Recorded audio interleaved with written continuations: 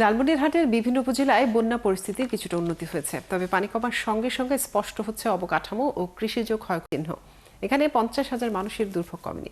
বন্যা কবলিত বহু মানুষ খোলা আকাশের নিচে বসবাস করছেন। প্রশাসনিক কর্মকর্তারা বলছেন, বন্যায় গ্রামীণ রাস্তাঘাট সহ মৎস্য ও ফসলের ব্যাপক ক্ষতি হয়েছে। তালিকা প্রণয়ন শেষে ক্ষতিগ্রস্তদের সহায়তা করা হবে। মিলন পাটোয়ারি তথ্য ছবিতে প্রতিবেদন। লালমনিরহাট কালমাটি মাস্টার পাড়ার বাসিন্দা ৮০ বছরের হামিদা বেগম। এবারের বন্যায় ডুবেছে তার ঘর, তাই কোথাও জায়গা না পেয়ে আশ্রয় নিয়েছেন উঁচু বাঁধের ওপর। তিনি জানান, দফায় দফায় ৩ বারের বন্যায় অসহায় জীবনযাপন করছেন তিনি। এটা আমার চুলে ঢুকছে, ভাত আলি খাবার পাইনি, খাওয়া দাওয়া আমার সব বন্ধ। ওই যে বাড়ি ঘর দৌড় কল ফল চুলে মুলে ব্যাগ আমার।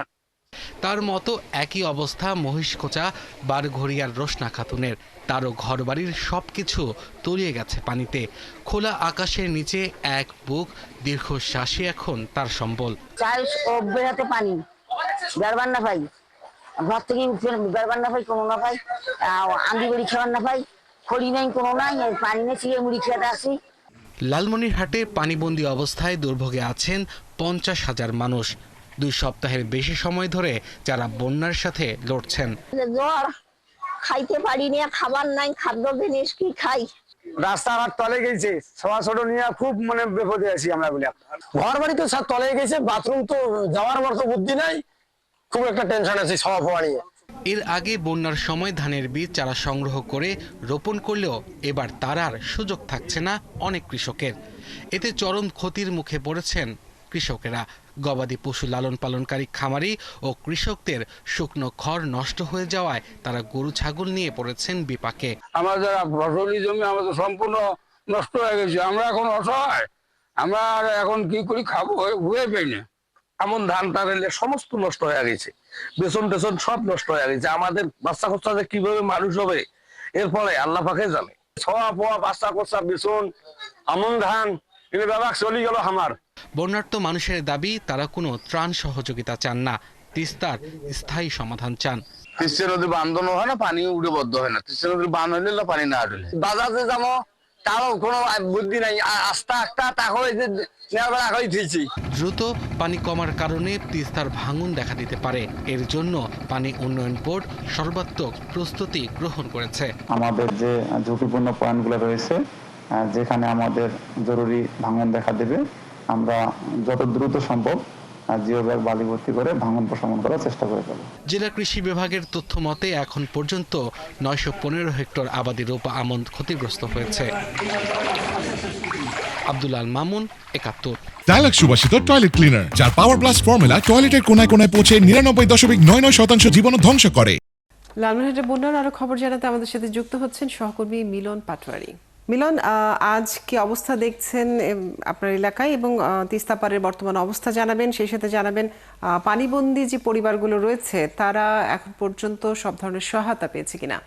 মনিরা, যদি বন্যার কথা যদি বলি, যে লালমনিরহাট জেলা যে তিস্তা নদীর পানি যেহেতু বিপদ সীমার নিচে রয়েছে, সেক্ষেত্রে বন্যার অনেকটা উন্নতি হয়েছে। তবে বন্যার উন্নতি হলেও যে বেশ কিছু অঞ্চল রয়েছে, সেই সমস্ত অঞ্চলে এখনো প্রায় বেশ কিছু পরিবার জলবদ্ধতার পানিবন্দির মধ্যে পড়েছে। এবং তবে কৃষি ক্ষেত্রে কৃষি অফিসের এবং সূত্র মতে যে 10,000 বিঘা জমির রোপা আমন বা সবজি বিভিন্ন স্থানে প্রায় পানিতে নিমজ্জিত থাকা অবস্থায় ক্ষতিগ্রস্ত হয়ে পড়েছে। আমি যে অঞ্চলটিতে রয়েছে, এখানে 70 একর জমি রয়েছে। 70 একর জমিতে যে রোপা আমন গুলো চাষাবাদ করেছিল, সেই রোপা আমনের সেই চাষাবাদের জমিগুলোর সমস্ত রোপা আমনের প্রায় 4 দিন 5 দিন থেকে পানি পানিতে নিমজ্জিত থাকা অবস্থায় এগুলো নষ্ট হয়ে গেছে এবং এই সমস্ত কৃষক পরিবাররা বিভিন্নভাবে তারা ক্ষতির মুখে পড়ছে। তবে কৃষি বিভাগ জানিয়েছে যে কৃষি প্রণোদনার যে ব্যবস্থা, সেই কৃষি প্রণোদনার ব্যবস্থা তাদের মধ্যে দেওয়া হবে।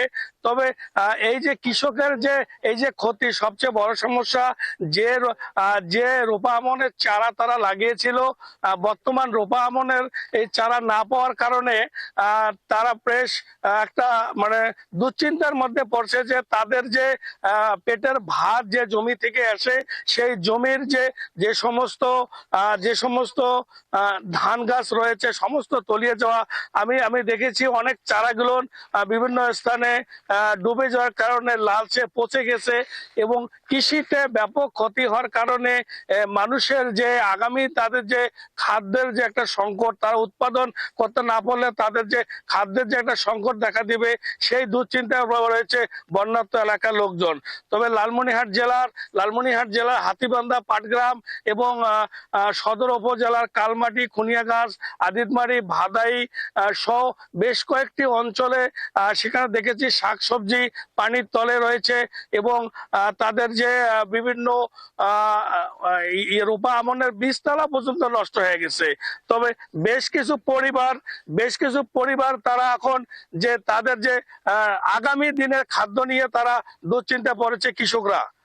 কাজুরি, এই ছিল তার মানে প্রশাসনের সহায়তা চেয়েছেন বন্যা দুর্গতরা। মিলন, আপনাকে অনেক ধন্যবাদ যুক্ত থাকার জন্য। দর্শক, লালমনিরহাট থেকে বন্যার খবর জানাচ্ছিলেন আমাদের সহকর্মী।